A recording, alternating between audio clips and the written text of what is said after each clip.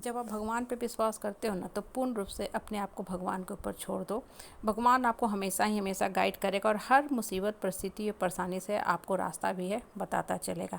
अगर भगवान के प्रति आपके मन में सही मन से दिल से भावना से भक्ति आपने की है ना तो भगवान आपको हर परिस्थिति में आपको गाइड करते ही जाएगा। और अपने हिस्से का जो दुख है ना, आपके हिस्से का जो दुख है वो भी देखो भगवान आपके लिए भुगतने को तैयार होता है। देखो महाभारत का एक अच्छा सा एग्जाम्पल लो। श्री कृष्ण जो थे ना अर्जुन के सारथी थे, मतलब चालक थे, तो देसी भाषा में उसे आप ड्राइवर कर सकते हो। ठीक है, तो श्री कृष्ण ने अर्जुन को क्या बोला कि जब रथ को ना दाईं तरफ मोड़ना होगा तो मेरे दाएं कंधे पे जोर से वार करना, बाईं तरफ मोड़ना होगा तो मेरे बाएं कंधे पे वार करना, मतलब पैरों से मारना, और जब तेज़ चलाना होगा तो मेरे पीठ पे जोर से मारना।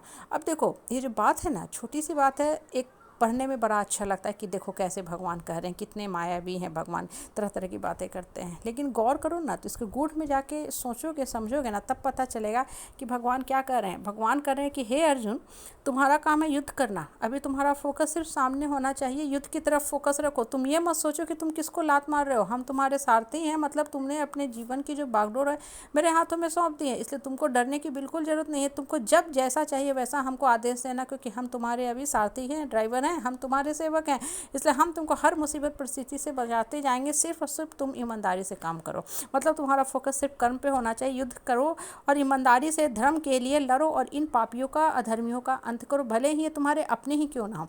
अब देखो इन बातों पे गौर करोगे ना तब आपको समझ में आएगा कि भगवान क्या समझाता है। हम लोग किताबें पढ़ते हैं, सीरियल देखते हैं और उसके बाद भूल जाते हैं, अपनी लाइफ में कभी नहीं अप्लाई करते हैं, और फिर वही कथा कहानी शुरू कर देते हैं। हे भगवान, कष्ट ही कष्ट है, जीवन में मेरे पास सिर्फ दुख ही दुख है, तू मेरे साथ ही क्यों पार्शलिटी करता है।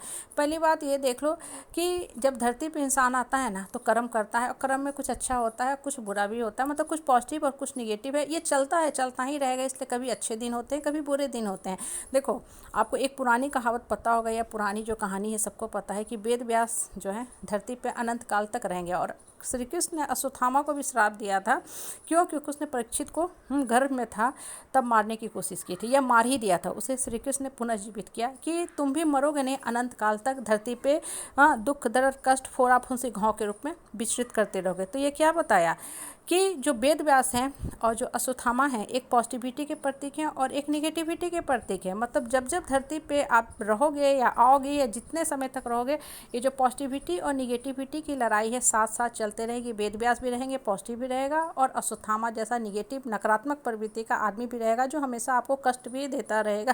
कहने का मतलब क्या है ना कि आप धरती पे आए हो ना, धरती पे ठीक है, आपको एक शरीर दिया गया है, शरीर में पूरे ऑर्गन दिए गए हैं, फिट आपको बनाया गया है, मेंटली फिट फिजिकली फिट, और आपका काम है सिर्फ कर्म करना। इसलिए भगवान क्या बोलते हैं, कर्म करो फल की चिंता मत करो। इसका अर्थ क्या होता है, अगर गूढ़ में जाओगे ना तब पता चलेगा कि ठीक है तुम कर्म करो, अभी फल नहीं मिल रहा है आपको लग रहा है कि भगवान मेरे साथ ही क्यों गलत कर रहा है, लेकिन आपको इन द लॉन्ग रन फल मिलेगा ही मिलेगा। कभी कभी भगवान जो होता है ना माध्यम बनाता है कि आपके माध्यम से बहुतों का कल्याण करना होता है। एक छोटी सी एक एग्जांपल बता रही हूँ। पिछले साल मेरे बच्चे ने बोर्ड के एग्ज़ाम दिया था, उसे हर सब्जेक्ट में परफेक्ट स्कोर थे, 100 लेकिन कॉपी गलत चेक हुई, बड़ा मन दुखी हुआ। नंबर जब रिजल्ट आया तो बहुत पूरे उसके मार्क्स आए, बड़ा मन रोया, ठीक है बहुत मन रोया। उसके बाद फिर से मैंने कॉपी सारी रीचेक करवाई और सारे उसके मार्क्स तो सुधर ही गए, क्योंकि उस बच्चे ने, मेरे बच्चे ने ईमानदारी से कर्म किया।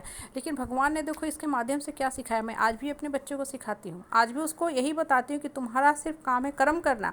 तुमने ईमानदारी से कर्म किया, भगवान ने तुमको माध्यम बनाया। मैंने कॉपी को रीचेक कराया, नंबर तो सुधर गया, लेकिन बहुत से जो सिस्टम में गंदगी चल रहे थे ना, जो गलत ढंग से काम हो रहा था, तो सबको रोक किया गया। और इस बार जब बोर्ड के एग्ज़ाम हुए तो सीबीएसई ने बहुत से नए पॉलिसी लाए, कॉपी रीचेकिंग चेकिंग की बहुत सी नई प्रणाली पत्ती लाई। क्यों? क्योंकि पिछले साल बच्चे ने सफ़र किया था, और मैंने एक दो नहीं कम से कम 25-30 ईमेल जो थे सारे सीनियर एम्प्लॉय को किए थे।